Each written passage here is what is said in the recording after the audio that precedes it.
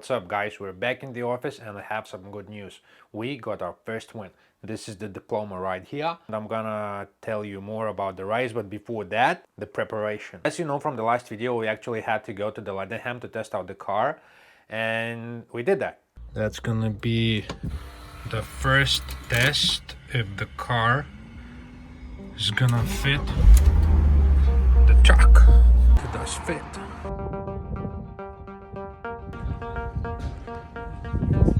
Okay, so it's gonna be the first test of the car, and let's see how we go. Exciting.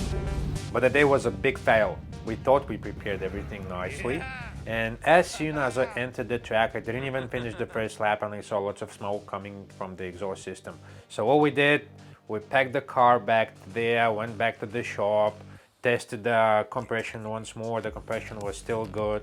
Leak down test showed that everything's fine. I double checked the oil catch can metal filter, which was totally clogged. After I cleaned the filter, put it back all together, the smoke was gone and the car is working perfectly.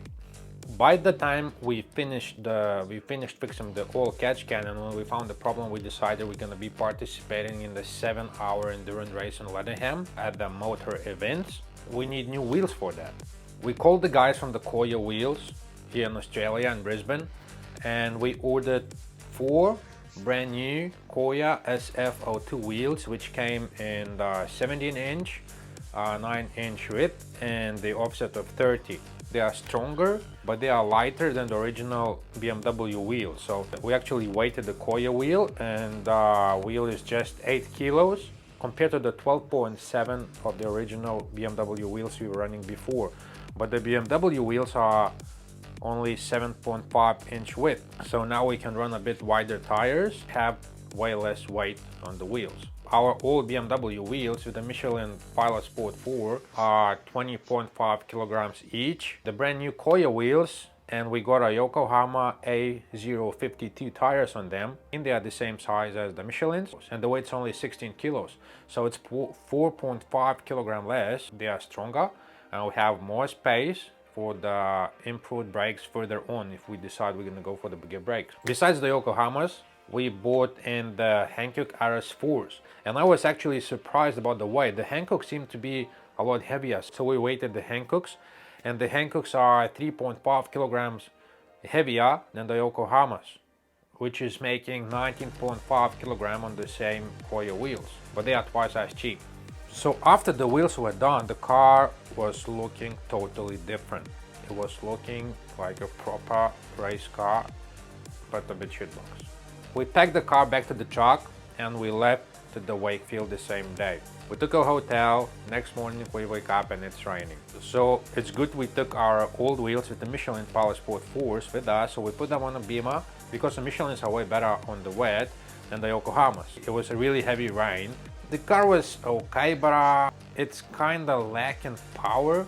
We were doing like 130s on a really heavy rain, which is not that bad, but it wasn't that powerful as it should be. So we double checked the error codes, and the ECU was showing that pretty much all of the sensors are failing. So that's camshaft, crankshaft sensor, the air mass flow sensor. They were all failing, so I kept cleaning the codes, but they kept coming back. There was one more code coming up, which was the automatic gearbox, but ours are manual. So after we came back to Sydney, we managed to find out what's the problem. As you know, we bought a 330 from the auction, which was crashed and was manual, but from the factory it was automatic. So someone put the manual gearbox in the car, but they didn't reprogram the ECU. Still bad. So the ECU was thinking that it's still automatic, but it had a manual gearbox in it, and it was putting the car in the limp mode. That's why we didn't have the power. All we had to do is to decode the automatic gearbox of the car, so the car would think it's manual now. So thanks to the DG Maps from UK for helping us out with this one. We did a idle control valve delete. We made some nice bang sound from the exhaust. Some people ask me why we did a idle control valve delete. So basically how that works, on the idle or while the revs are lower than 1500, idle control valve is actually controlling the RPM.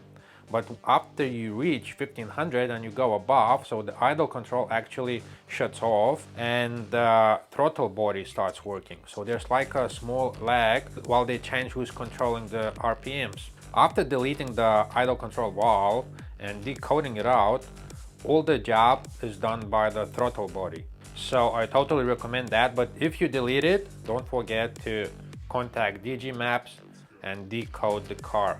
After everything was done, the car was totally awesome. It felt so good, it had much more power, it was much faster, but all the sensors were still showing all the codes. So I started looking for the sensors and there was none in Australia. We already had the booking for the Wakefield the next week. So what we did, we contacted the ECS Tuning in US. They had all the sensors ready in one day. The next day they shipped it via DHL Express. While we were waiting for the sensors, we took the car to the exhaust guy. The last muffler, it was pretty loose, it wasn't holding really well, and time to time we kept losing it. So we asked him to improve it. What he did, he actually cut it off and installed a MagnaFlow muffler, which is smaller and lighter, and pretty much all it does is just makes the car sound a bit louder.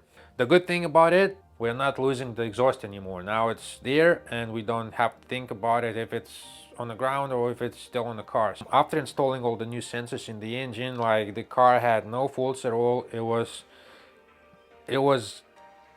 totally different car. It was fast and it was powerful. So what we did, we packed the car to the truck, we went back to the Wakefield, and this time it was sunny.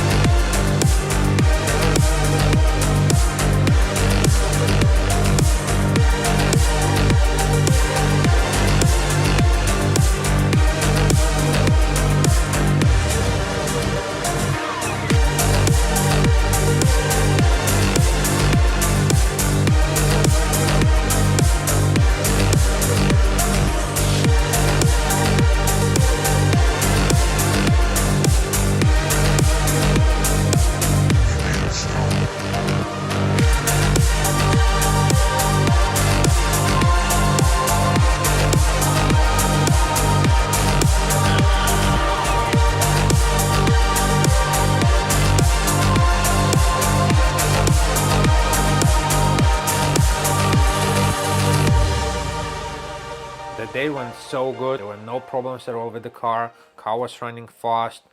We did some nice stunt with the new personal best of 1 minute 11.9. I still think it could go much faster.